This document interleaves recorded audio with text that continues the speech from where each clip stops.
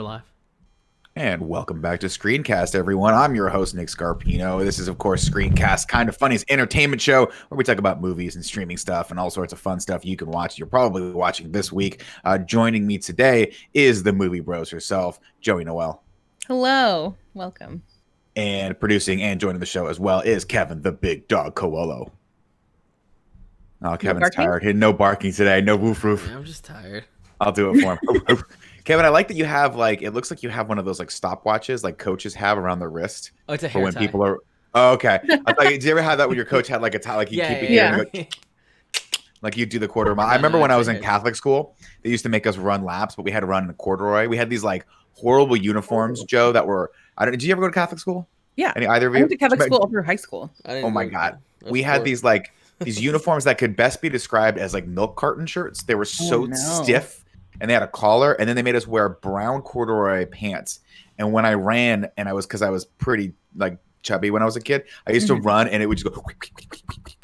And people, and then I remember I got the worst passive aggressive backhanded compliment ever. I think my coach was like, "You're pretty fast for a guy your size," and I was like, "Oh, 25 years from now, I'm going to make some changes in my life. I'm going to make some serious changes."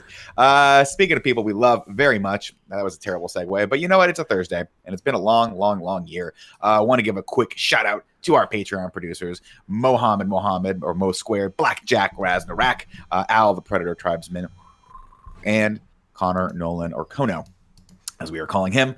Of course, a couple housekeeping things. We got some really fun shirts for you over on kindoffunny.com/store if you want to check those out. We got new stuff like the PS I Love You sweatshirt. And I believe we still have the Pride shirt that I was wearing yesterday that I should have worn today because I thought I was on something yesterday. And it turned out, I don't know what day it is. I thought today was Friday. And I woke up and I was like, oh, it's Screencast day. We get to talk about fun movies we watched, which is cool. And then, of course, shout out to our sponsors, ExpressVPN and Manscapped, but we'll get to that a little later. How you guys hanging in there? This has felt like the longest week in the history of weeks. I've taken 2 inappropriately timed naps this week. Took a lunchtime nap yesterday because I just felt exhausted. There's nothing wrong with lunchtime naps. I would take more naps if it weren't for the fact that they're doing construction next door that starts at 7:30 and ends at, I'm not kidding, 9:30 at night is when they left last night.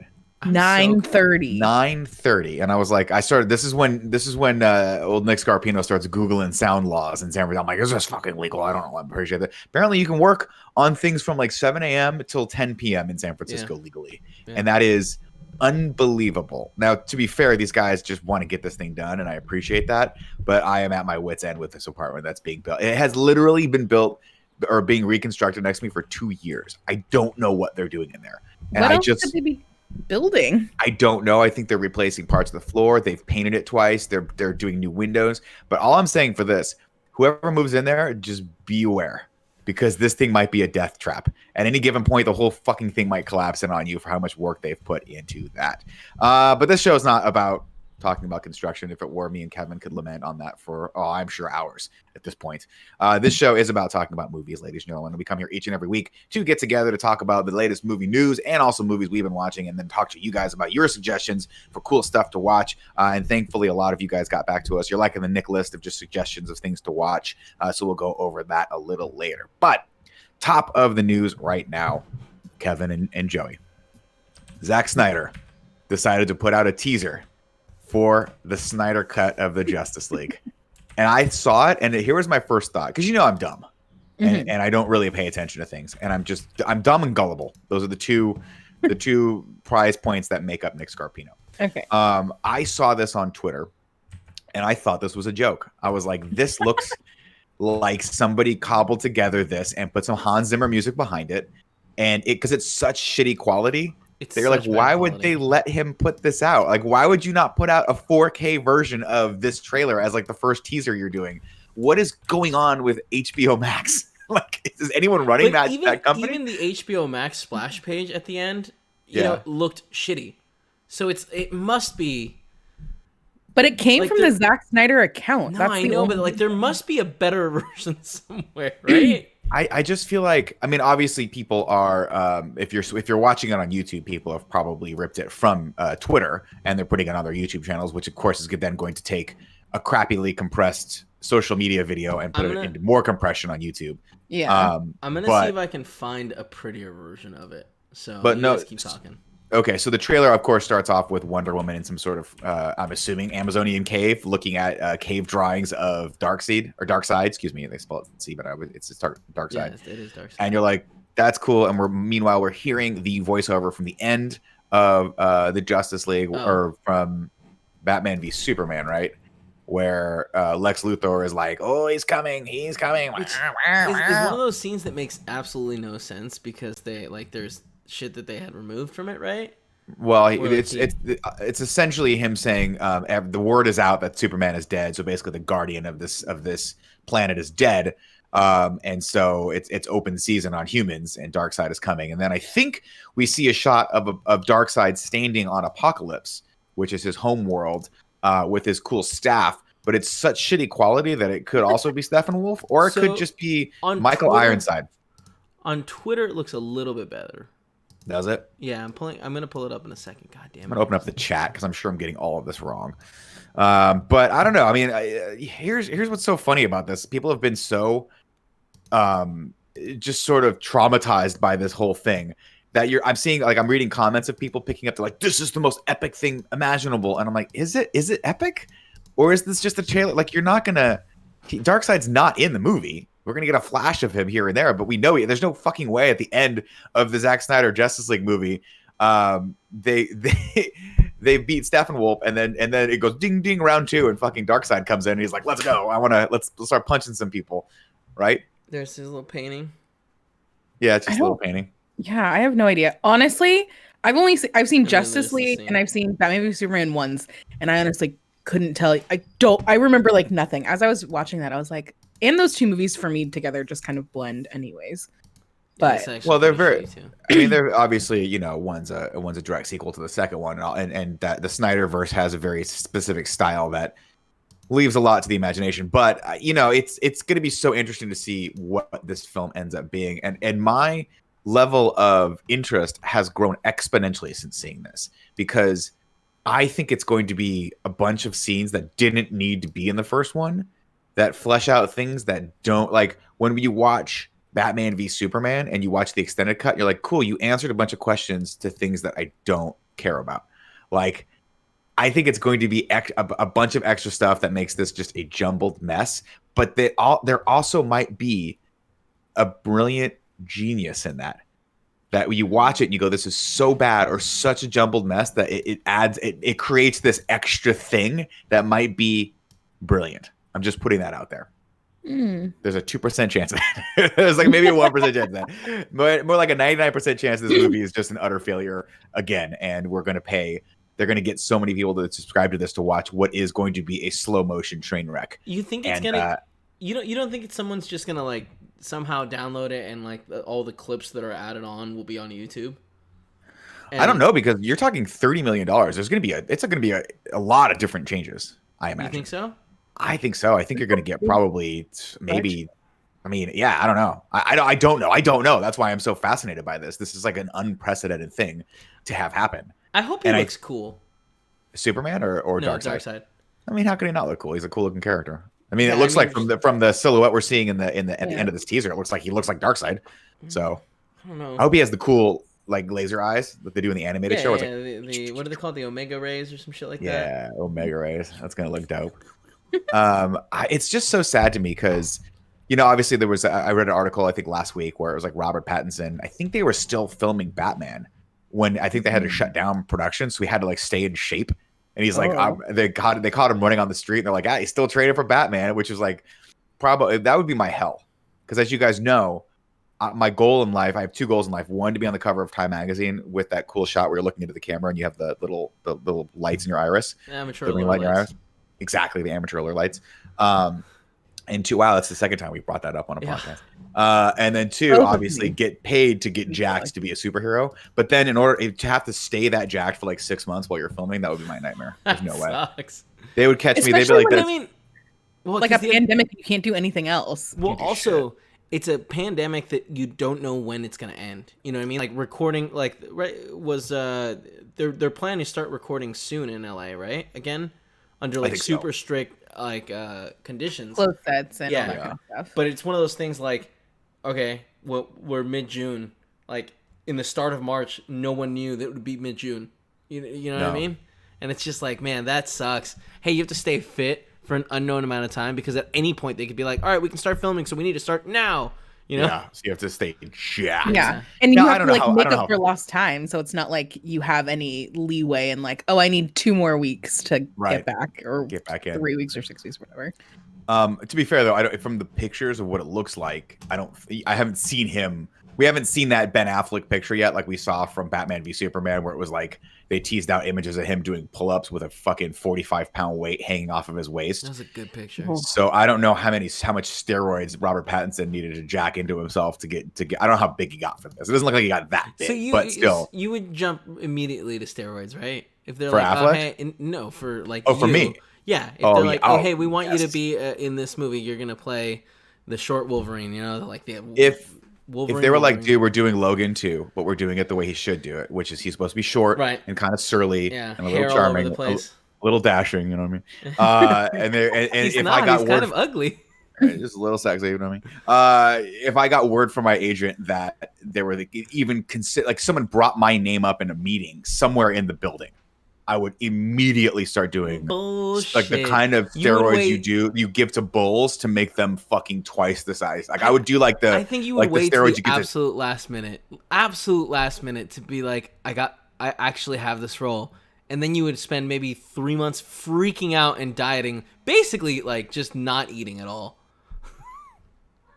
and then steroids. Chipotle bowl with just steak and avocado. Yeah, Dude, it would be it's hard though, man. Like it'll be interesting to watch Hugh Jackman, like how if he has any health issues later in life, because he is, if you look at him now, he's tiny.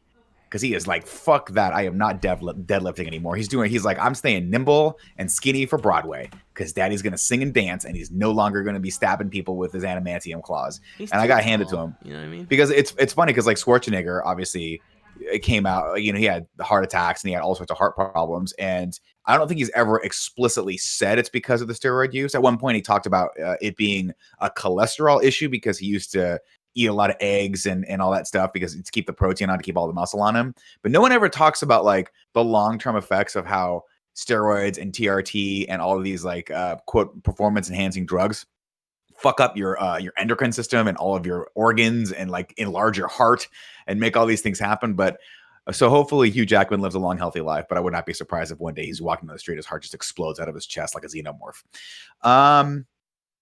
So there you go. All right. That's your reacts to the new Zach Snyder teaser trailer. I am again curious, like I would be watching 2 toddlers duke it out. Just like, how's this going to end?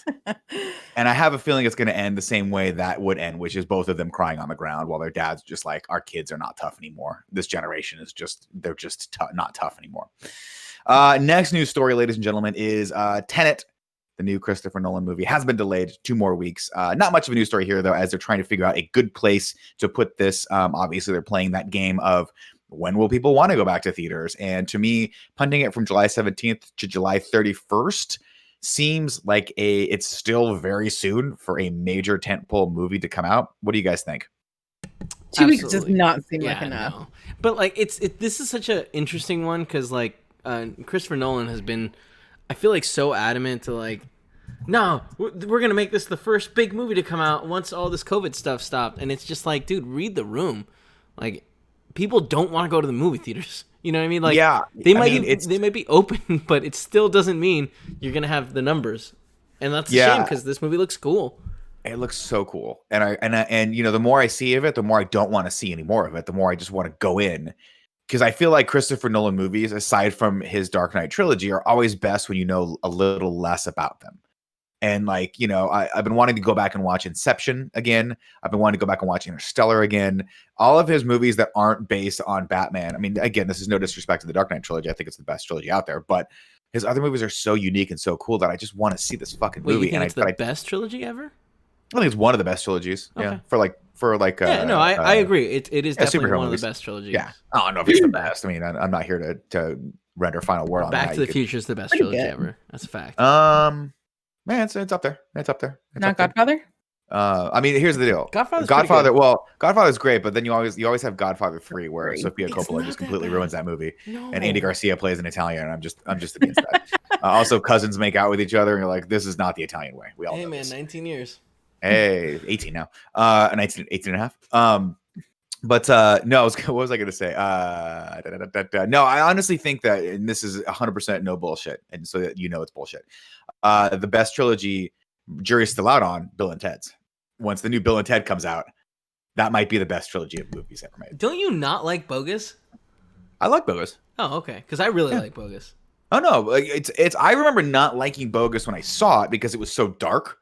But as an adult, knowing the horrors that lay ahead of you, now that I've seen the darkness that is the world, and I've been beaten down by it, and developed just a horribly crippling addiction to caffeine, I now understand where they were going with that. They went to a dark place with that, but. Both of those movies are such a joy to watch. They're so silly and stupid. And this new one, have you guys watched the trailer for the new Bill and Ted's? Mm-mm. I watched half of it and I was like, I'm really in. But then work started. In at one point. So Joe, let me just pitch you on this. Okay. I've never seen any of the Bill and Ted movies. So the idea behind Bill and Ted's Excellent Adventure is that Bill and Ted are two idiot high school kids who want to form a band but can't play music. They don't know how to play their instruments at all. And what they're trying to do, they have to basically give an essay. And I think the first one is about the essay, right? Or is the first? Yeah, the first one's about an essay. They have to go on stage and give like a presentation of a history thing for some reason. If they don't pass this essay, the dad of one of them is going to send them to like a boot camp or something. It's going to send Keanu Reeves to military school or something like that, right? And maybe it was Alex Winters. I can't remember. It doesn't matter. But one of them's going there. They're two fuck ups, but they're lovable fuck ups, right? And then the catalyst of the movie, Joe, is that George Carlin, who plays Rufus, comes to them from the future in a magical phone booth time machine and says, "You guys have to. You cannot let Bill go to military school. Or you guys are going to Ted, one of the Teds. I can't remember which dad. One, somebody in the chat just said Ted's dad. Okay, archetype Omega. So you cannot let this happen. You have to pass this exam and graduate because you guys are your band Wild Stallions is going to play. It's a fucking great name. Is going to come up with the song that unifies the entire world and ushers in a unparalleled time of peace and prosperity and utopia. And he takes them to the future, and they see this, and they're like, "Oh my god, this is crazy!" So they take the time machine and they go throughout history and pick up historical figures like Joan of Arc, Lincoln, Sigmund Freud, and to Napoleon, help them with their history lesson. To help them with the history lesson and talk about who they are. And they knock it out. Spoilers, Joe. They knock it out of the fucking park. Although at one point they lose Napoleon at the water park down in what is it? Not San Mateo, San Dimas. Which was like Raging Waters. I don't know if you remember. It looks like so much fun. It's so much fun. Except as a kid, I watched that and I go, no way, because they won't let me ride with my shirt on, and I don't want to take my shirt off in front of other people. So I had to I just avoided water parks in general. And Joey, the sequel, which is Bill and Ted's Bogus Adventure, they go Bogus Journey. You're right. Sorry. They die and go to hell. Robots from the future come and murder them and replace them. Right. And then they go, not hell, but like they go to the afterlife, and they're like, wait, can't we play a game against you? And they play Battleship against the devil, and they win. Against the Grim Reaper. That's what it is. And this is a lot to take in, and I just want to say that I'm pretty into it based on the synopsis. Kevin, because they win, and then they become best friends with the Grim Reaper, and they bring him along in the adventure too. And the Grim Reaper is played by the bad guy from Die Hard 2. It is good. And in my brain, I was like, man, that guy was really scary in Die Hard 2. But you know what? He has totally redeemed himself in Bill and Ted's. Absolutely. Now, to continue this completely useless diatribe, Bill and Ted. We're selling Bill and Ted 3 to Joey. This is great. Oh, yeah. Now, Joey, it's current day. They are not my age. They're like 48 or whatever the fuck they are in current age. And they still haven't made the song yet. And so they get the bright idea. Why don't we just go into the future and hear the song and then take it back and play the song? But when they go into the future, they find themselves, I think maybe an alternate future, in prison, and they're jacked. And it's fucking hilarious because they're in like jack guy suits. Come on, guys. Keanu Reeves is he's a gift to the world, and you guys do not appreciate him at all. Okay. All right. Moving on. Eventually we'll do this in review and I'll watch it, I'm sure. Oh, yeah, I think we probably will, actually. We probably will. Before we get to that, maybe it'll pop up on the Nick list one of these days. This is the problem with having one of our more popular pieces of content be in review. The other day, Danielle was like, "Do you guys want to? We should watch Inception." I'm like, "I can't. We have to watch Inception at some point. Whenever Tim decides to get out of bed and comb his hair and do the rest of the schedule for in review." I think it's more of when we find out when Tenet's going to come up. And 3 weeks, guys. 3 weeks. It's not, though. Or 7 weeks. Or 9 weeks. But yeah, 24 weeks. Exactly. You get Who the knows? problem. Who knows? I know. Certainly I'm still bummed we burned all that goodwill going in with the Bond series because I was super fired up to watch No Time to Die, and now it's like that movie is never gonna fucking come out. Didn't they actually just announce dates for it? They put it around like November, or was it October? We'll see. I think it's November, but we'll see. We'll see what happens there. It Again, if it's November, I think November's fine until we have a second. But it's going to be so interesting to see what happens societally if we have a second resurgence and people are like, "Fuck you, we're not doing this again. We're just not doing it." I think that's such a silly way to cool. I guess more grandparents are going to die. Listen, man, I don't have any grandparents left, so I don't have a dog in this fight. But I will say this. Grandma. I know, but my parents are old too, and they're coming up on their anniversary, and I'm like, I want to go down and see you guys, but I don't want to be the person to kill mom, you know? Yeah. Let's let my brother do that, and then I can lord that over him for the rest of his life.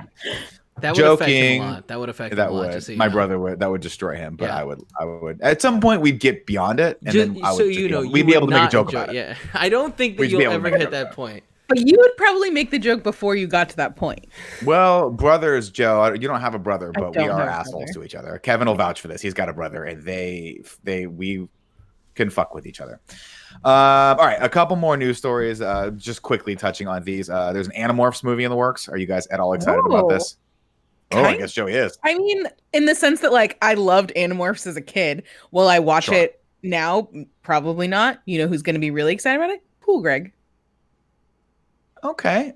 Is Cool Greg an Animorphs? Because I always think of Cool Greg as he has such interesting tastes. Yeah, he's a Goosebumps guy. I don't know if Tim or Cool Greg ever read the Animorph books. I know that Tim had a bunch of them.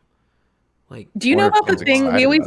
So during quarantine, we've been joking because Gia has very perfectly curated bookshelves in the house. Of course she does. And the running joke is that one of these days we're gonna start adding Animorphs books to the bookshelves and see how long it takes her to notice. I will personally. Here's the thing, Joe. Here's the thing. Real talk. Guys, chat be cool. Do not tweet this at Tim or Joe. Start doing this, but start putting in books about dogs onto the shelf, and then it'll be low key. Every time they notice one, be like, dogs, and then we spring, boom, door rings. Is it those kids? No, it's not. It's a brand new puppy with a bow around its neck. And honestly, Nick, if you dropped off a dog, we'd be stoked. What kind of dog? What are we talking? Something. So here's the thing: it needs to be little and fluffy, so Tim likes it. Yeah, I'm gonna say this. My buddy Craig just got a King Charles Cocker Spaniel. Oh my gosh, that's Gia's favorite dog. Gia's favorite dog, and it is the cutest thing I've ever seen.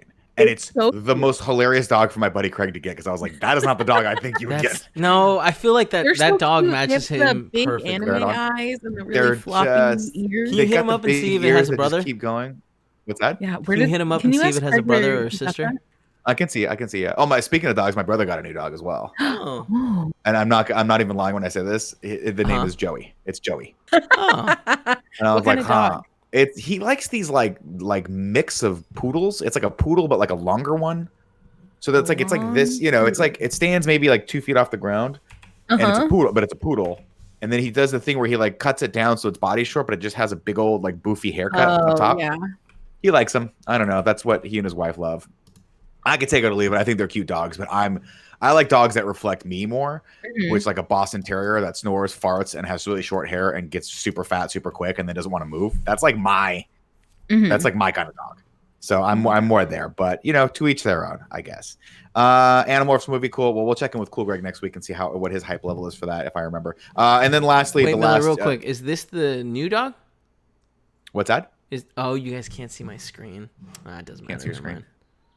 Yeah, it's probably on his Instagram account. If you want to go to Scarpino Man and see my brother's new dog, go for it. I just pulled it up.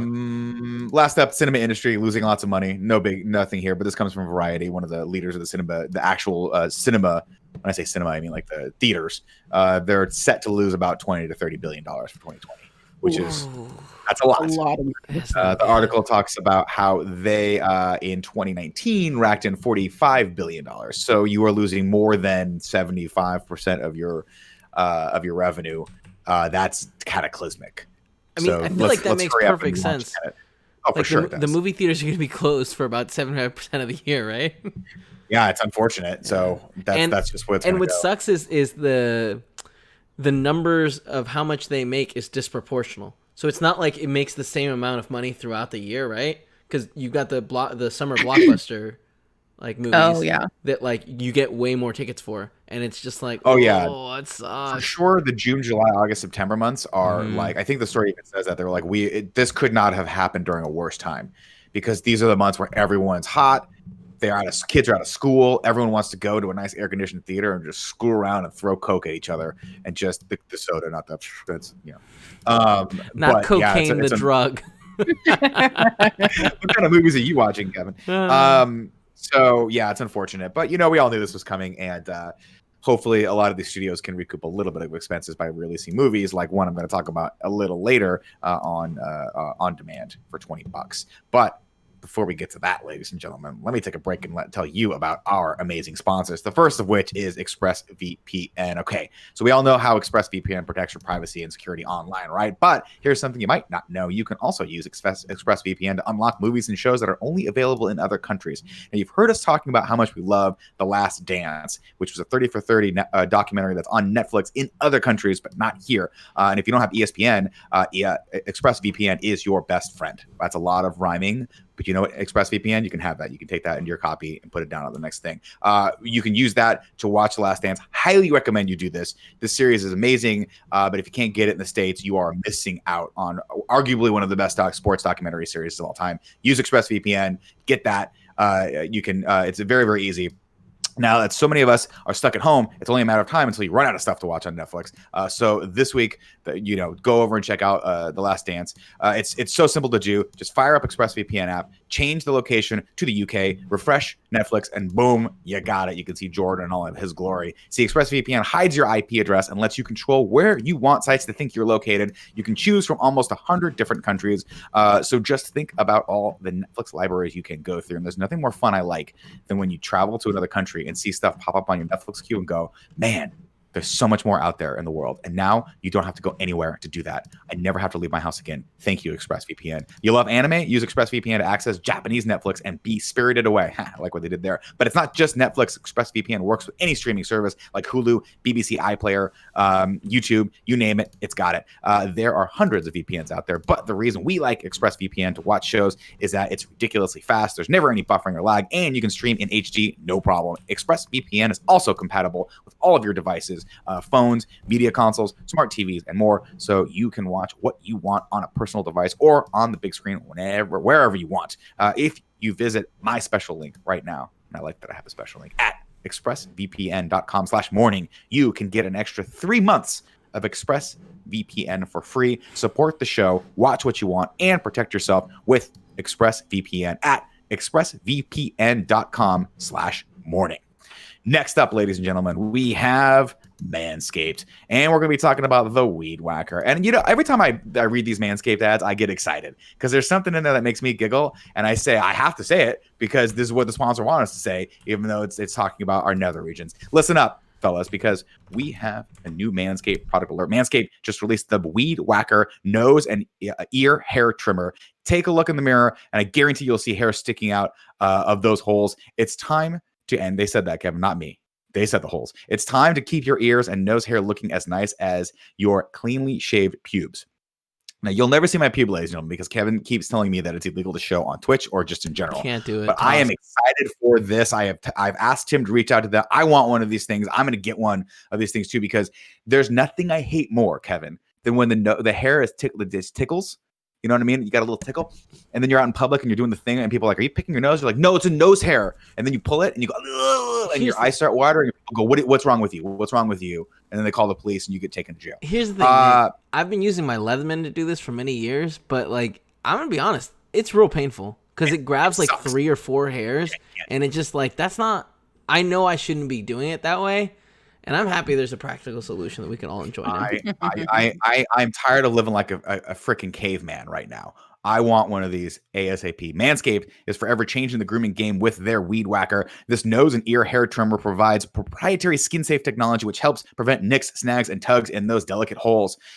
God, I love whoever writes this. I'm going to send you guys a gift package. The premium Manscaped Weed Whacker uses a 9,000 RPM motor-powered 360-degree rotating rotary dual-blade system. Its intelligently contoured design enhances the trimming experience, and it is waterproof, which makes for easy operating and cleaning.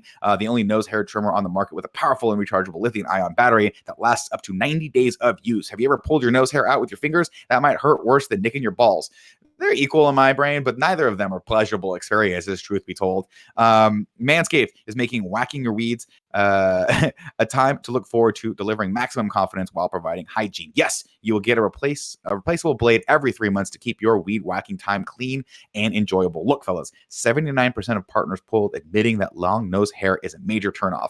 I don't think you need to ask people that. That's just a given. It's disgusting. It's time to upgrade your Manscaped routine with the Weed Whacker. Get 20% off plus free shipping with the code MORNING at manscaped.com. Thank you, Manscaped, for keeping our pubes trimmed and hair in our holes looking nice. Again, here's that deal. Get 20% off and free shipping with the code MORNING at manscaped.com. That's 20% off with free shipping at manscaped.com and use code MORNING. What are you waiting for? Go whack your weeds. I love doing this show sometimes. I can be honest with you guys. All those are fun for me. Those are great products. Use them. All right. Guys, I want to go into a little bit of we got to figure out this next section because we kind of do what we've been watching, but also we do the Nicholas. Which one do you guys want to do first? Let's do what we've been watching first, then move on to Nicholas. I'm gonna start this off because I watched a movie that I'm like, this could be a train wreck or it could be really good, and I really, really enjoyed it. I watched The King of Staten Island. I've been wanting to watch that movie so badly. I was gonna nominate that for the Nicholas next week. You can still, and then we can watch it, and then we can all talk about it together. But you can talk about it on your own too. It's fine. I will. You know what? I will just no spoilers, of course. We don't spoil things here. We're not a spoiler world. I really liked it, and I think it's definitely worth a watch. It's $20 to rent right now, but Dee and I went back and forth, but I was like, we can't go to movies. Let's support this. Yeah. She is kind of lukewarm on Pete Davidson, but honestly, I think that this movie is about it very much reflects his life a little bit. I think it's very, very good. I think it's endearing. I think he doesn't paint himself in like a great light. I think he comes off very raw and very natural. And it's Judd Apatow, so it's very well written and very well thought out. In real life, his dad was a fireman that passed away during 9/11, right? Correct. Okay. And so he plays a character who lives on Staten Island, whose father is a firefighter and passes away, and he has trouble sort of getting his life started because of that. And he has a lot of depression issues and behavioral issues, and pretty much just pushes everyone around him and doesn't, is kind of searching for a way out of the depression that he's in. And then, of course, Bill Burr's character kind of comes in and he gets to actually spend some time with firefighters, and thus it's very therapeutic for him. And, of course, Bill Burr is fucking hilarious in this. Did you listen? I could watch that. Yeah, go ahead. Did you listen to this week's Joe Rogan Experience? I listened. I'm like 30 minutes into Bill's. Are you talking about the Bill Burr episode? Yeah, it's Bill Burr. I fucking love it. I'm not a big fan of Joe Rogan because he's just such a I'm a man's man, blah blah. And Bill Burr calls him out a couple of times, and it's just like Bill Burr's a fucking national treasure. Bill, obviously they've been friends for years, right? There's two types of guests that go on Rogan. There's the guests that are like, I can't fucking believe I'm on the most popular podcast / show on the internet, and I've been listening to this guy for years, and I'm just gonna regurgitate every lesson I've learned right back at him and tell him how awesome he is. And then there's Bill Burr. And Bill Burr is just, I guess, could lovingly be described, Joe, as a ball buster. Because he's got that laugh where he goes, I have to look him up now because I feel like I know the name. He's a redhead, but he's bald now. What did we were just talking about him yesterday. He's got a great comedy special out. Was he on Mad TV? Not with you. I don't think he was on Mad TV. Oh, no. We were talking about Will Sasso yesterday. That's Will Sasso. Will Sasso also a genius. But yeah. when Burr's on Rogan, it's one of my favorite things because it's also like they're equals and they're two old friends and they can just bust each other's balls without any pretense or any of that stuff. It's always fun to listen to. And I do like when people call Rogan out for being a fucking meathead because it's funny. But I really recommend The King of Staten Island, and I'm gonna nominate that for our first thing for next week's Nick list if you guys are cool with that. Yeah, But I want to watch it. We almost watched it, but instead we watched the Hate You Give. Oh, okay. Well, we're going to talk about that in a couple seconds too, as well, when we get to the Nicholas first views. The other few things that I watched recently, and Joe, I don't know. I think Greg was super into this one, but I randomly watched a documentary called "You Don't Know Me," spelled Nomi, and it's spelled that way because it's based on the main character that Elizabeth Berkley played in Showgirls. It is a documentary about Showgirls and how it was a massive failure, but has become a huge cult following because of live shows. And it basically is a deep, deep, deep dive into the production of the movie, the direction, how it ruined Elizabeth Berkley's career, how it really kind of was Paul Verhoeven's fault for telling everyone in that movie to be crazy and be extra because he wanted to create this weird satirical social commentary thing like he had done prior, but it just didn't work. And then they go obviously into his prior films that did work, like RoboCop and Starship Troopers, and why that style was so good for being sort of political and social commentary and satire. Where did you see why this? It didn't work with Showgirls. What's that? Where did you see this? I rented it on demand, and I don't know what. I think you can probably get it on Amazon Prime. Yeah. But it's fascinating because that movie, if you guys aren't familiar with it, Paul Verhoeven had just a string of hits. He's a Dutch filmmaker who came over and, of course, famously broke into Hollywood after pretty much being ostracized from the Netherlands film industry for being too risque and too much of a provocateur. Comes in, hits the United States market with RoboCop, and RoboCop obviously is this insane satire on policing in America, corporate greed in America, all these things.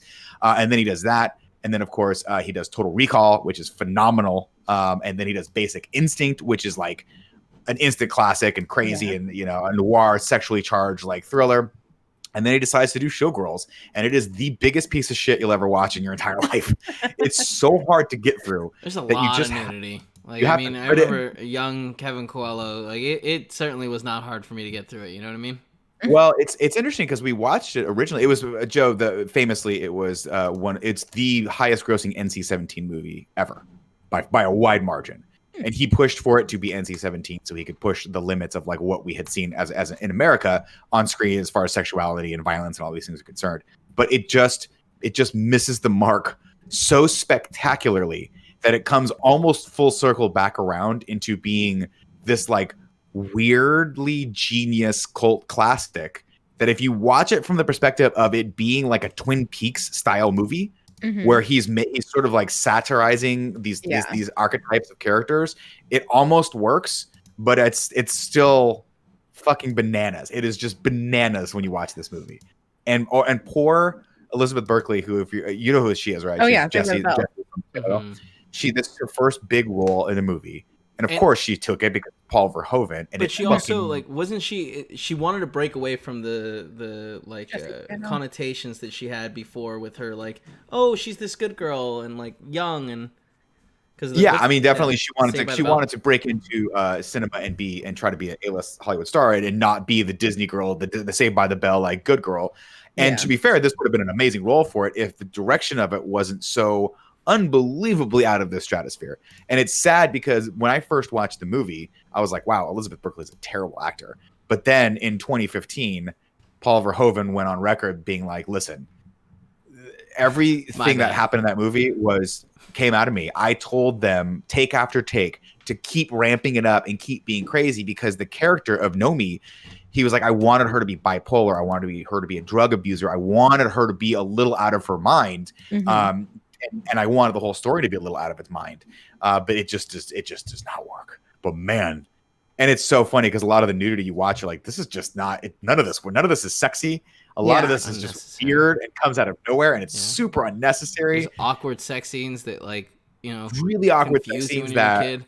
Yeah, you're like, this was. I mean, even when I was a kid, I was like, is that how sex is? Because that's scary, and I don't think I want to do it.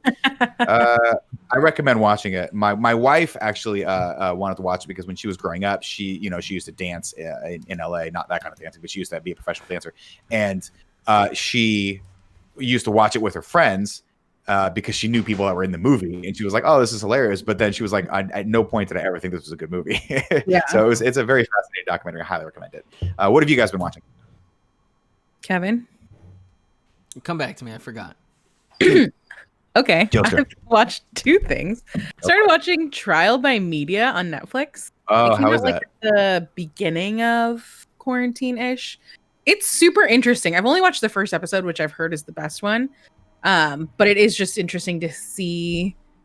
The first one is about, I think it's Jenny Jones, her name. They had a TV show, and then they had it was very like Maury and like all of those like daytime kind of shitty things. But they had this guy on who was going to confess like his feelings for his guy friend who didn't know that he was gay and didn't know that this was a dynamic, but they like kind of coerced the guy to be on because he thought another girl was like going to confess her feelings. But it's just talking, and then this whole thing happens. And one of the guys kills the other one after, and it's just talking about all of the like crazy how it was portrayed in the media and what it did with the show and like all of these things. Super, super interesting just to see it all play out and stuff like that.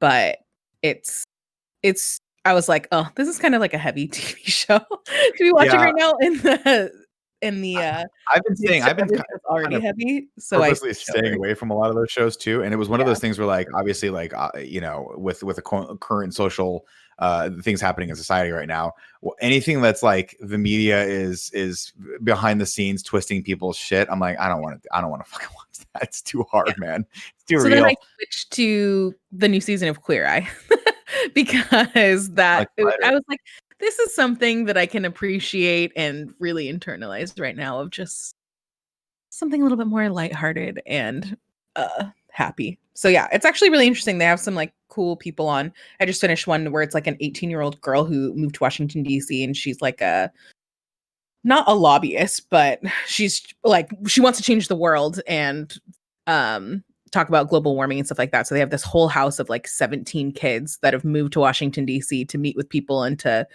like bring awareness to global warming. And I was like, dang, you're doing a lot at 18 and I feel very inferior. You know what I did at 18? I was smoking cigarettes outside of a 7-Eleven and just being like, yeah, I'm wasting. I knew I was wasting my life. I was like, I'm wasting my life. I'm like, oh, you're actually trying to do like real things. And I just appreciate that like Queer Eye's like about helping these people, but doing it in a way that like feels comfortable for them, but pushes them a little bit out of their box a little bit, but not completely transforming someone. I don't know. I feel like they do it in a really healthy way of it being a journey in progress and not feeling like people need to completely change who they are. So I like it. All right. Kev, what about you? It turns out that I've only seen the stuff that we're about to talk about. Okay, no problem. I was trying I was like, I thought I had seen. It's been a busy week. I've been experimenting with a bunch of cameras, so. I get it. I watched a couple of the movies that just are obviously fun and not fun, good and fun and different and whatever. D and I last night watched Olympus Has Fallen. Oh, I heard really good things about that.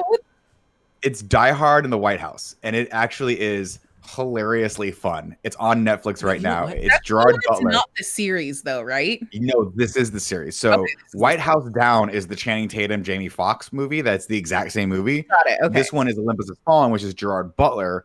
And I watched that. Olympus Has Fallen is a series. Yeah, Olympus Has Fallen is Olympus Has Fallen, London Has Fallen, and then Angel Has Fallen, which we will be watching London Has Fallen tonight. I heard because we are in the Fallen series. I heard that Angel Has Fallen is phenomenal.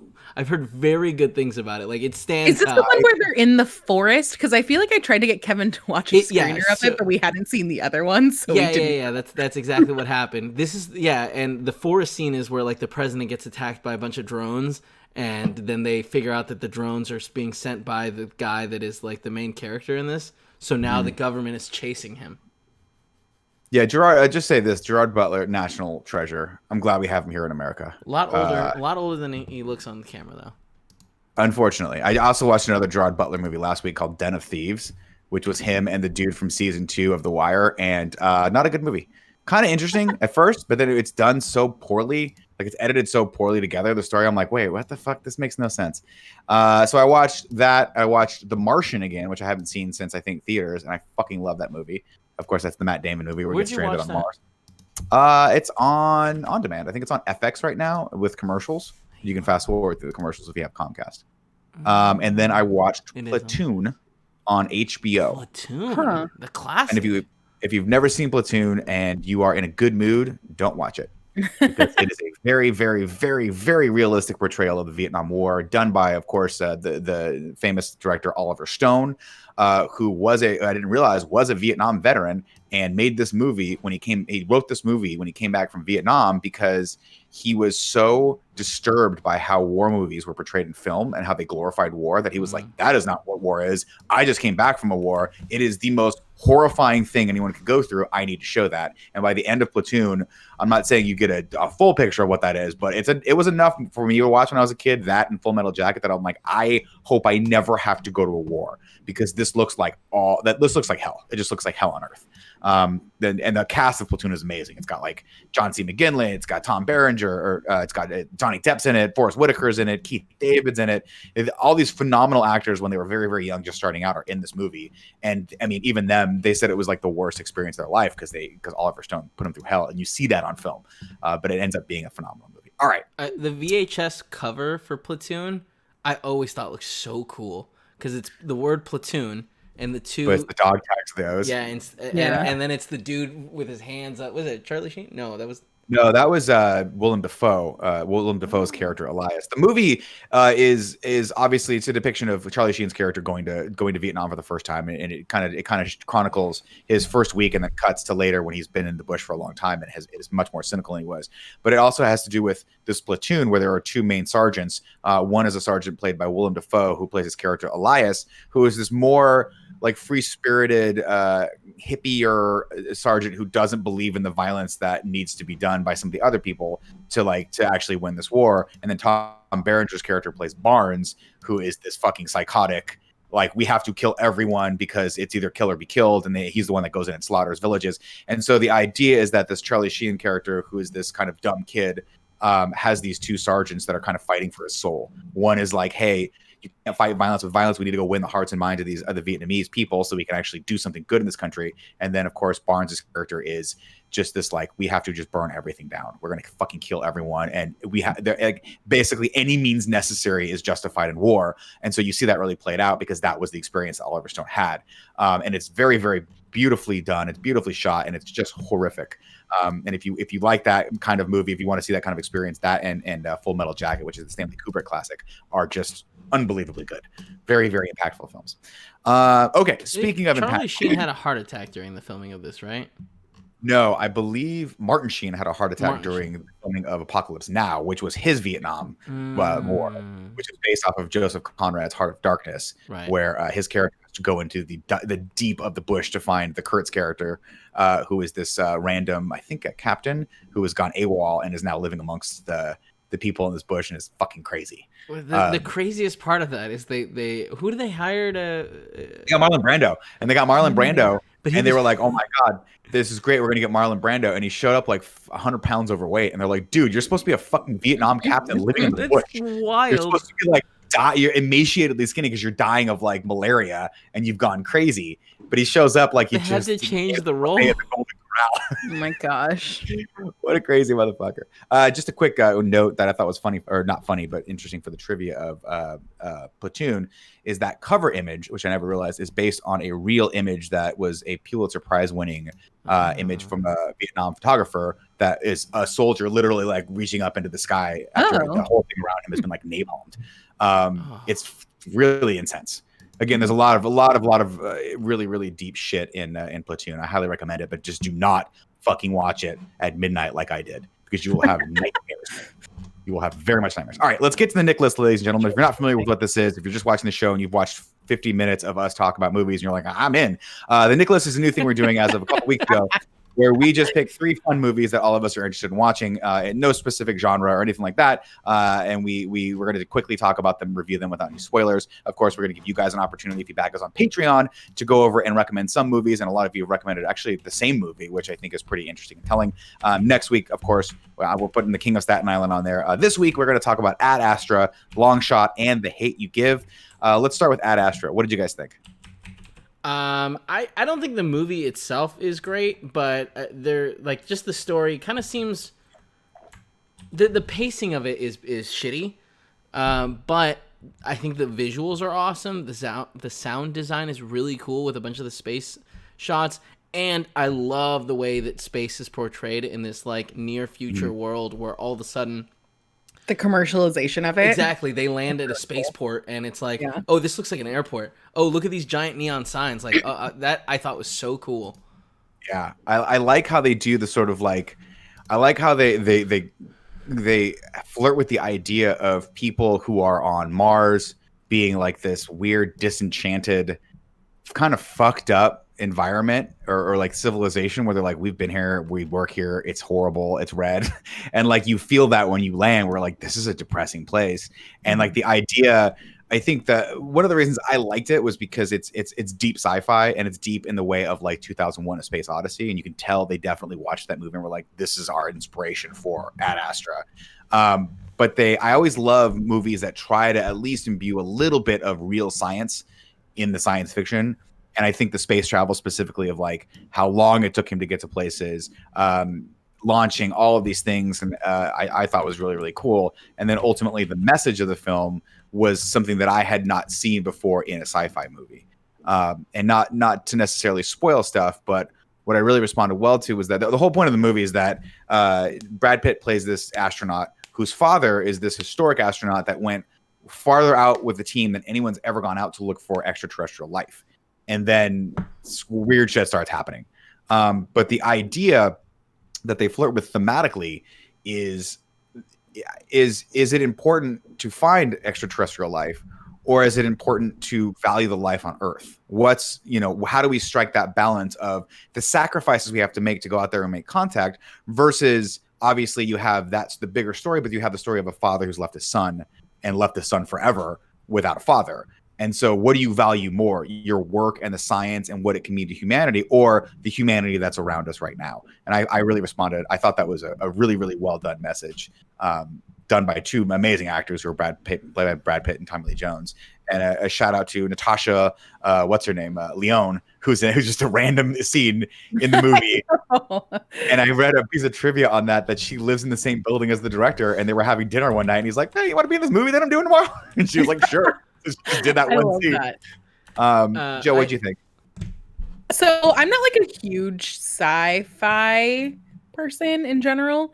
So this isn't really like my genre that I would pick to go see. I thought it was beautiful, and like I thought seeing it, because we saw it early in Dolby, and it was really cool. I'm kind of with Kevin, where like the coolest part to me was seeing the commercialization part. Yeah. It's a movie that like I've seen once and like really have never thought about again. Okay. I mean, go ahead, Gav. I was just gonna say, like, I also think that like there's a big kind of theme about obsession and like burying your life in your work, and it's just cool the way that like by the end you see the resolution of that. Yeah, I really like that. We're not going to spoilers. Yeah, but I agree. Yeah. To just give a quick shout out, I believe I looked it up last week, so I apologize I didn't put a note, but I believe this was shot by Hoyt van Hoytema, who shot Interstellar as well, and I believe shot a Bond film I think he shot Spectre, and his visual style is stunning. And there's a great, and I wish I could shout out this channel, but there's a great channel. I watched a video about basically his approach to the visuals and how he uses color in this, and how there's only ever like 3 colors that he picks for every single scene. And it really has this 2001 Space Odyssey feel to it, because it's such a controlled palette that it's haunting, where you're like, there's something so weird about just seeing these 3 colors mirrored or like different in every single scene, because you don't see that in real life. Whenever you walk out the door, you see a myriad of colors, right? It's really, really cool. It's purposely done. It's so cool when they transition, because I do feel like certain set pieces have certain colors, like the moon, everything's gray, Mars, everything's red, and then when they go into deeper Neptune. space. It's like Blue. right? And it's like So fucking rad. it's so rad, and it is very jarring to feel that change, but at the same time, it kind of makes sense because you know that the character is going from someplace to someplace totally different, and it just like the way they design that is really really rad. I thought of you when I visual saw the movie. Neptune. I thought of you when I saw the Neptune scene because I was like, how fucking rad would it be to see Neptune in person? Just to be in a space station and looking at Neptune, that would be So cool.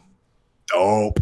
I highly recommend it. We got to rank this. Where do you guys want to put this? Is it going to be, of course, we're doing the patented Nick Scarpino finger scale. It's either going to be good, good, bad, or bad, bad. Where do we feel like Ad Astra is? I think good, I'm going to say bad. good. I'm going to say good, good. I think it's good bad. Yeah, I think good bad. I think it's good, bad. Yeah, because it's Let one of me those things. I feel like the story is trying too hard to be deep in a way that it just doesn't hit. Like, it wants to be 2001: A Space Odyssey. Right. But like they just don't have the little Kubrick magic that it needs. I could be swayed. I've been swayed. We will put that in the good bad category. I can't in all faith. Like I think of movies that I think are really impactful like this that have left more of a lasting impression on me. And I think of Interstellar. Interstellar is one of those movies that really, really struck a chord with me. Mm-hmm. And I think it was really, really well done. I think shot by the same guy, if I'm not mistaken. Chat, let me know if I'm wrong on that one. Same DP, I think. So okay, we'll say that's good bad. Next up, we have Long Shot. This is a Charlize Theron, Seth Rogen instant classic. When I saw the preview for this movie, I thought it was going to be about a dumb shit fuck up who somehow got on the campaign trail of the woman who has a shot of being the first female president, played by Charlize Theron. I had no idea it was going to be as deep as it was. What did you guys think of this movie? It ended up on my, I don't think it was my top 10 list for whatever year it came out, but it was in my special consideration one where holy crap, I had very, very low expectations going into it, and I was pleasantly surprised. I did not think that Charlize Theron and Seth Rogen were going to have any chemistry, but they actually have a pretty viable relationship, and I was totally thrown off by that.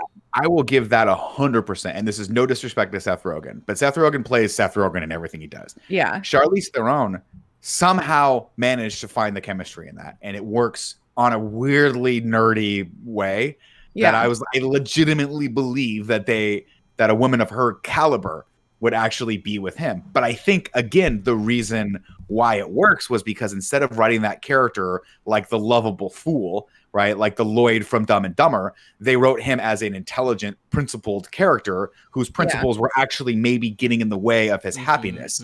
Whereas her lack of principles were getting in the way of her happiness. And so when they get together, they actually can balance each other, which is what a good relationship does. And of course, they succeed because of that. And I thought it was very well written. I thought it was perfectly supported by O'Shea Jackson, who is so fucking good. Hilarious. He has a great twist at the end where he's like, he's like, wait a minute. I don't want to spoil it for people, but it is a really fun twist, and it's one of those things where it's like, oh shit.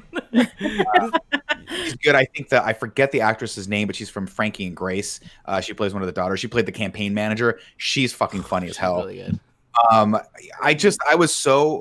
I was so pleasantly surprised by how much I liked this movie. And it's one of those things where my wife didn't like it, so I stayed away from watching it for a long time. And then I caught the 5 minutes of the party scene where he goes. She watched it. Okay. Yeah, she rented it a while back and was like, I didn't care for it. And so I had this misconception that it was not very good because my wife usually has excellent taste with the exception of who she married. But I watched 5 minutes of it when it was on HBO. And sometimes, Kevin, you got to just let the TV decide. Because it was the party scene where he sees her for the first time, and then it has a flashback when he got a boner, and I was like, I'm in. That's the comedy in that scene is it's such shitty boner little kid humor. So fast. Kevin, what's the fastest boner you've ever gotten? Because I feel like mine. I don't want to go and see. No, okay. They're fast, Nick. They're fast. It's one of those things like, whoa, that's real fast.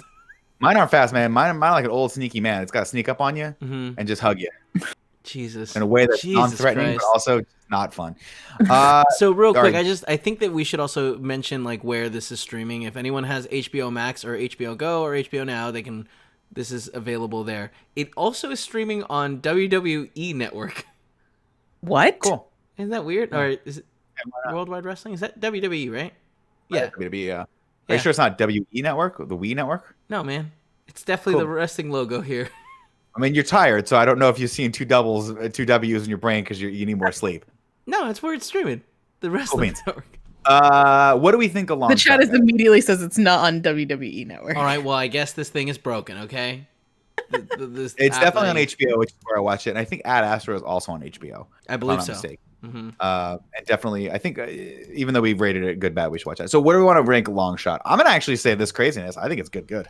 I think it's good too. I can absolutely confirm it's good. I didn't go in. Give me 1 second to just say a little bit more about it, because I do think that the ending kind of just goes a little bit too, like, a little fantasy too wacky. world, where it's just like you didn't have to end with this sort of like No, ridiculous, I like non-realistic world. Because like I felt like they did a really good job balancing, like real world versus wacky silliness, and I feel like at the end they go really hard in the other way. Which they do to a degree, but by the time we get there, there's a payoff. The joke that they have at the end made me laugh hard as fuck, because that is the nerdiest shit that I would do if I were in that situation. Like, if you had to pick someone to do a picture review, the person he picks is hilarious. I agree with you. It does break the reality a little bit, but it's a happy ending. And you know what? I need a happy ending these days, because there's not too much good shit to look forward to in life. So we're going to put that as good. That's one of the first movies to rank good on the Nick list. Last week, I think we did The Wrong Missy, which was good, bad. What did we do last week? I deleted my notes. We got to figure. Joe, you got to remind me to start the website called kindafunny.com. I thought you were doing that. I was going to. I totally forgot. So we gotta remember what we did last week. So we don't have him here anywhere. Hold on. Let me go backwards into the history of this dog. We did Lovebirds. We did Lovebirds, which is good, bad. We did The Wrong Missy, and we did Underwater. Underwater was good, right? Yeah, yes. I think so. Underwater. Okay, good. Yeah, that's right. If not, that's just where it's gonna go. No one's gonna go back and check. Good. We have no "you're wrong" for this show. We're not. I would never want that. Are you kidding me? I can't believe we gave The Wrong Missy good, bad. It was with it. It was there though. You also voted for it though. What do we say? Lovebirds was good, bad as well, right? Yeah, I think so. Cool. Okay. Next up, lastly, we this was suggested by one of our Patreon producers, who said you guys should watch The Hate You Give. This is a movie that popped up, and I was like, I know this is going to be a good movie. But it's also one of those movies like Platoon that so accurately represents what's happening in society at a specific time that it's intense. And this movie was as intense as I thought it was going to be in moments. Not the least of which is, if you're not familiar with what this movie is, it's about a young girl who watches one of her friends get pulled over by a cop and then shot. And then and the fallout of all of that, and how she has to be, has she has to sort of take up the mantle of being the person to speak for her friend when society will not speak for him.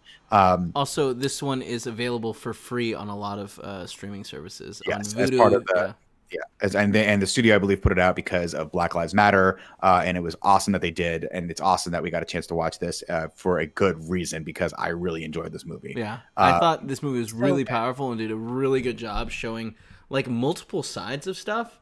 Where yeah, I mean, I'm sorry. In my synopsis, I glossed over the fact that both of these people are black. So that is the whole point of that. They got pulled over by a white cop. Sorry, that's the whole point of the movie. And her friend, who has been her childhood friend forever, is shot. And it's because he accidentally grabbed a hairbrush.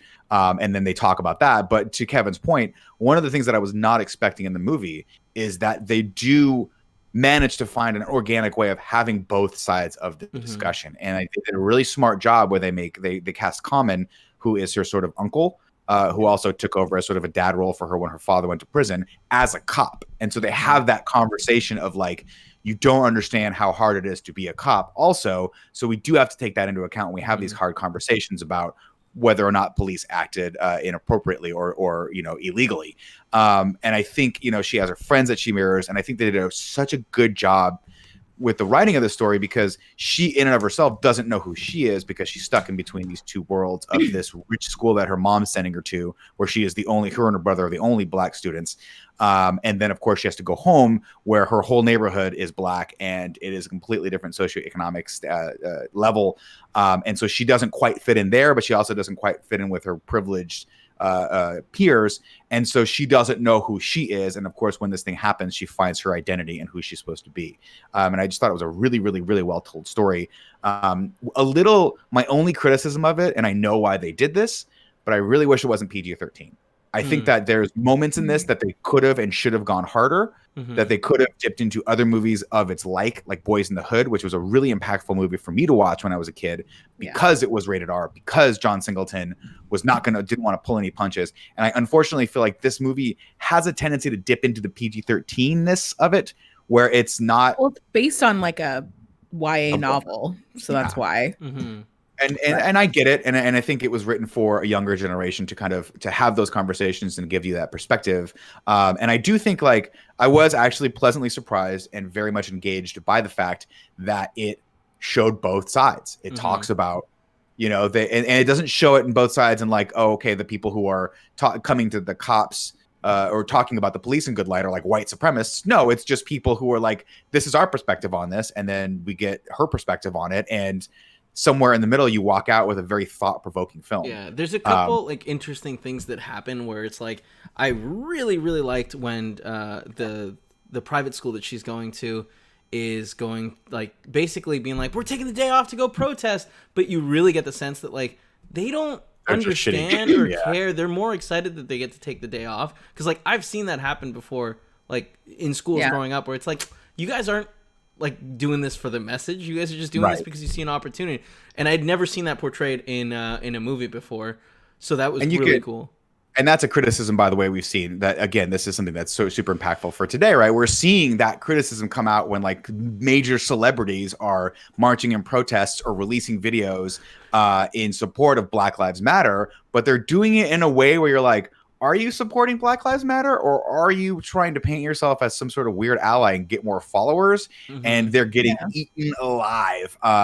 When that doesn't seem authentic, when people see it and go, "This is you're trying to take advantage of the situation," man, they get eaten alive. And there is that great scene where she walks out and she sees all of her peers going, "Well, we're marching for Khalil." And when they walk out, it's just a big party. And she's like, you guys have no fucking idea what you're talking about or what you're doing. And you are shitting on the memory of my best friend. Of course, the struggle with her is that she can't vocalize that because she doesn't want to be seen as the sort of martyr or the figurehead for this movement. And then by the end of the movie, and I'll spoil this for you because it's not a spoiler at all, she finds herself and she finds her voice. And what I was also blown away by was the fact that, I mean, again, this is how stupid I fucking am. I didn't listen to a lot of Tupac growing up, but The Hate You Give being a Tupac lyric, and that's what Thug Life stood for. I was like, oh, wow, that was a lot deeper than I thought it was. Like the fact that Thug stands for the hate you give, I was like, oh, fuck. And the fact that the whole concept is that the hate that children get, the hate you give to children is then mirrored back at you when they grow up and they have to rage against you, or they have, problems or create and make crime and things like that. So very, very deep message. I really like this movie until the end, where it was like there's the moment, and like again, not going into super spoilers, this movie seems so real.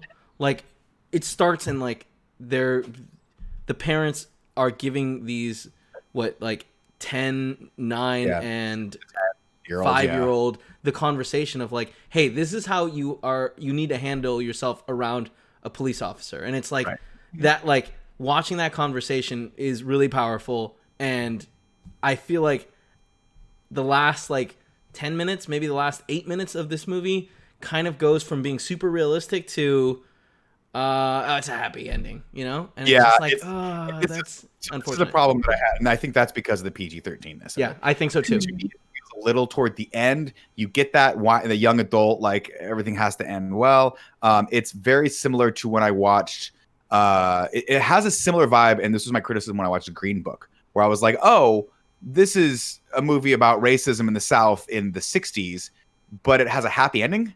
That seems weird considering it's 60 years later and we're still dealing with these same problems. But, in this, obviously the message is hopeful that we can find common ground and that people will realize the error of their ways. And obviously when you see what happens at the end of the climax and you see the realization in everyone's face, including Anthony Mackie is his name, right? The guy that plays Falcon.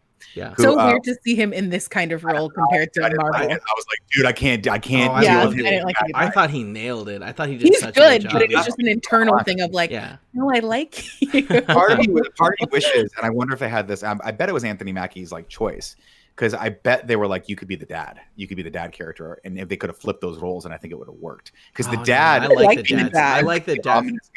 Well, that scene where the kid comes home, he's like, He thinks he's the driver. Driver. He tries to tip him. He's like, "Who's this kid?" He was fucking with the kid. He did not think the kid was the driver. I don't know, but he was just trying to be an ass, and it's like, man, I thought that was gonna like at some point that was gonna get lighthearted, but it stayed like no. The kid leaves, and he's like, "Why are you dating a white guy?" It's like, oh shit, okay. That was intense. Yeah. And again, but that discussion didn't. It was interesting because it was what I like about the movie is that most of the time it's a discussion that you wish people would have in the way you'd wish they have it, right?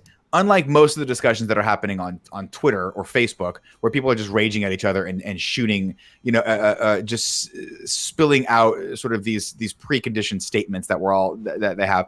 They actually sit down and they talk about the intricacies of the relations between these two people, and I really respect that. Until it dips a little too much into the PG-13ness of it. But again, that's a minor criticism movie that I think everyone should go out and watch immediately.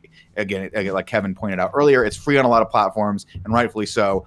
Specifically right now, I know it might not be a movie that a lot of people are wanting to watch because of the subject matter, because it's going to be an intense film. And myself, I had that same notion going into it, where I was like, oh man, this is going to be a lot. But force yourself to watch it. Sit down and watch it. You will not be disappointed. And just a shout out to what is the actress's name? Amanda Steinberg, who plays the main character, Star. Mm-hmm. She is fucking phenomenal. So and I hope to God she becomes a huge celebrity, because she's really, really good in this. Do you know she's in she's in the Hunger Games too? Yeah. She plays Rue, the little girl. Oh, no, which I didn't realize until I was watching stuff last night. But good for her. Yeah, good for her. I feel like everybody that was in this movie was incredible. Like, it was a 10 out of 10 cast. I feel like the mom was so good, who I know I've seen in. She's been in everything. She was most notably for me, she's always in the scary movie parodies. That's right. Yeah. But it's also, I feel like she's in a rom-com that we have also had a conversation about, but I can't remember. Maybe. And what's her name from Lovebirds is in this as well. She plays the lawyer. Ray is in it. As well. Yeah, and then the boyfriend is from Riverdale, which is like kind of random. Yeah.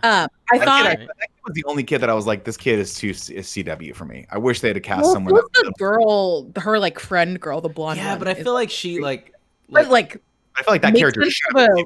This character, white character, I was like, oh, you're just writing this like totally vanilla character into this. But I mean, he stuck through it till the end. You know what I mean? Like in the middle of like crazy stuff going on, he was still like, no, I want to help, and like he meant it. And he wasn't just being That's true. And I think honestly, I think that character is supposed to mirror sort of the white audiences that are watching this and being like, this is how you can help affect change. Is you just be there for people and listen, and don't come in with pretense, and don't be the blonde girl who is buying into the rhetoric on either side. Just fuck rhetoric, listen to your friends, talk to your friends, have conversations. I do really wish though, like her best friend, like I wish that like there were a couple things that the main character did where it was just like, oh, I wish you had done things differently. Like one, her talking to her not talking to any of her friends about it.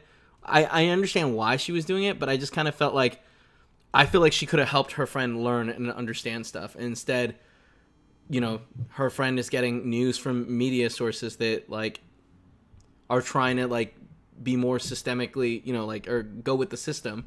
So, it's, I wish that like they had used that as a moment to like have her friend grow. But as a high school student, that's like, well, as a privileged white high school student whose dad is probably super rich, and you're hearing those conversations, and that's what I thought was so fascinating, was they're in her home when they have those conversations, and that was very smart. Like they're at the girl's house, the blonde girl's house, and so I mean, I think that was good visual storytelling of saying like, these are the conversations that what she hears in her house, right? Mm-hmm. And then you go to Star's house, and those are the conversations they're having in her house, and that's why it's so interesting to have this character as this device that lives in both worlds but doesn't feel like she belongs to either, because you have to decide with her who she's going to be, and in doing so you broaden your perspective a little bit, which to me is the absolute most important reason why we have films like this, or films in general, is because that is what they can do. They can help you, you can go through those roller coasters of seeing both perspectives and then deciding for yourself what is right, and moving forward and hopefully growing a little bit. And then real quick, the second thing that I was like, oh, you guys are only doing this because it's a movie. Her like shouting out King Lords, the gang, in her interview, where it's like that was like, an issue I had as a plot device. I was like, what the fuck? There was no reason to do that. She immediately changes the topic, and like with a very salient point of like, everyone keeps asking me like, what was going on. Yeah. What? All the bad things about this kid and not like what happened at that moment. And it's just like, well, why would she put that like giant statement out there that she knows is going to get her and her family in trouble? That is unnecessary completely. So I think the point of that scene was important, right? Which is that whenever this happens, people try to demonize the victim by saying, "Oh, he was a drug dealer. Oh, he was this," and they don't ever draw the direct inference or they don't the direct comparison. But there is a subtle inference that he deserved it, right? That is what a lot of the specifically like Fox and a lot of these more right leaning news organizations would do, and I think that was the point of that. But as a plot device to put her in more peril, I didn't like it because all she had to say is, "I don't want to speak to what he did. I don't know. I never saw him do these things. I don't know who he's selling drugs for." That's not important. The important thing is he got pulled over for failure to use his signal and ended up dying. That's the conversation we're having right now. And I guess in my perspective, it was like she's calling them out because it's this group of people that have has been in her life the whole time of fucked up. Her dad went to jail for something he didn't do because of this group of people. And now they're like tied into very, very tangentially. Now her best friend who's died because of violence. And like, I think and they have that's a lot they draw that internally of this group of people that everybody is like scared of, but controls so much. And like, this is the chance of like a platform she has to do something, but then having to wrestle also with like being 16 and not necessarily realizing that this has a lot of bigger implications, which you also see play out in the movie. Yeah, I think they do a good job of them bringing that back and saying this is the second person, one of her friends that she's seen be killed, and the first one was killed by the same gang, and she didn't say anything, and luckily that she felt bad about that, and then of course that playing into her character and her growth as into adulthood, she realizes she should say something, even though it might cost her something.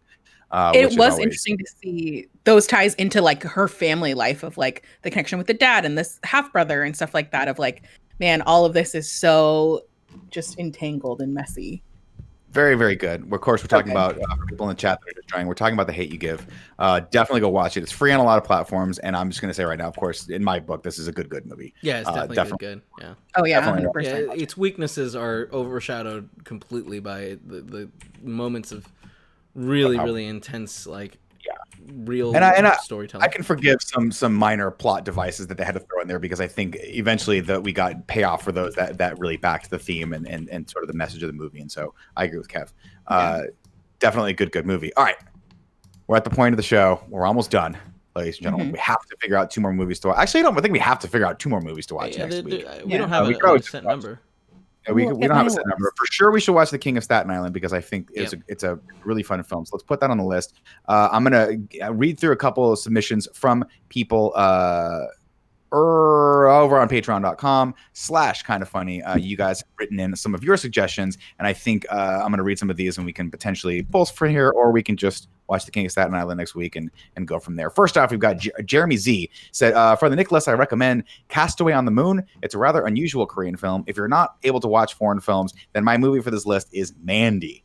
Nicolas Cage in a role that requires him to go full Nick Cage. Now, I never watched Mandy. Joey That's left. An interesting choice. Joey left. Yeah. Joey's gone. She's back. So give me a second. Always. Mandy is interesting. That's I don't know if we want to go full Nick Cage on this because there's another movie on this list that got nominated twice that I think we might want to watch. That's funny. There's a movie that I really want to nominate.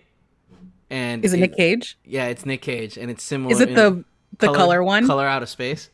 That's the one I'd be super down to watch. Yeah. All right, we want to watch Color Out of Space. Let's put it on here. It's on Vudu. Throw it on there. Let's put it on Color. We'll watch Color Out of Space as well. But before we do that, of course, there's a few more suggestions.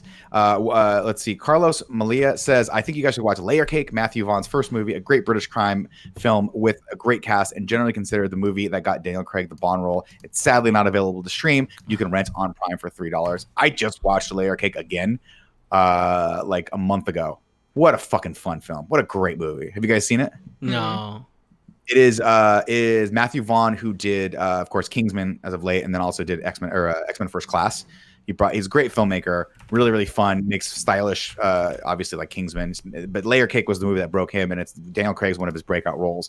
It's a British crime movie, and it's fucking really fun and really cool. And it's got Daniel Craig and Sienna Miller and man, they are good looking when they make out. I recommend people watch that as well. The next movie that keeps getting recommended to us, of course, for the Nick list, check out The Vast of Night on Amazon Prime Video. I haven't heard y'all mention it. I believe Joey mentioned it last week. I watched it, and I was blown away by the cinematography and throwback sci-fi ambience of this movie. Thanks for making a great show, says Nadia Morris. And then another recommendation for The Vast of Night from Dalton F. says an interesting low-budget sci-fi film from the first-time director. It's on Amazon Prime right now. That's one that I wanted to throw out there because it just keeps getting recommended, and I saw the preview for it, and I was like, I could go either way on this. How do we feel about that one? Well, Joey's seen it.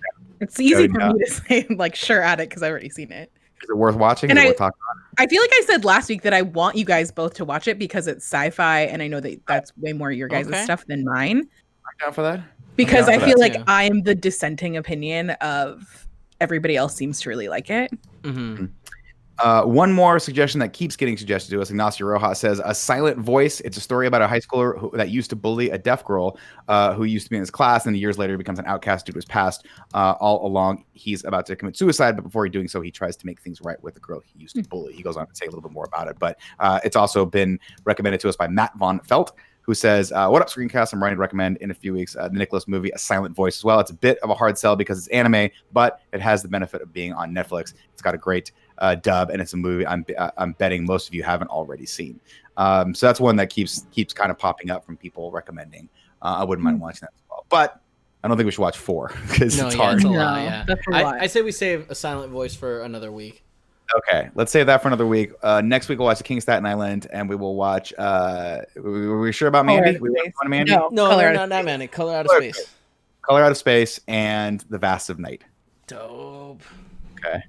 Speaking of baby Daniel Craig, though, while I was at my parents' house this weekend, I watched the first Tomb Raider movie. Totally forgot he was in that. Nicolas Cage? No, not Nicolas Cage. Daniel Craig. Wait, Oh yeah, he plays the sort of bad guy love interest. Yeah. The Angelina Jolie movies? Yeah. He's like a kind of her love interest kind of turns. I think he turned like this twist where he's a bad guy or something like that on there. Yeah. Ladies and gentlemen, of course, if you want to go over to patreon.com/kindoffunny, back is at the $5 or above tier, you can recommend some movies we can watch for the Nick list next week as well. You can also just kind of throw some suggestions of other things we should talk about if you want. But I think people are liking the Nick list. I'm liking the fact that we turn half the show into just reviewing old movies that star Nicolas Cage. We'll be back next week. Until then, I've been Nick. That's been Joey, and that's been Kevin. And we'll see you online.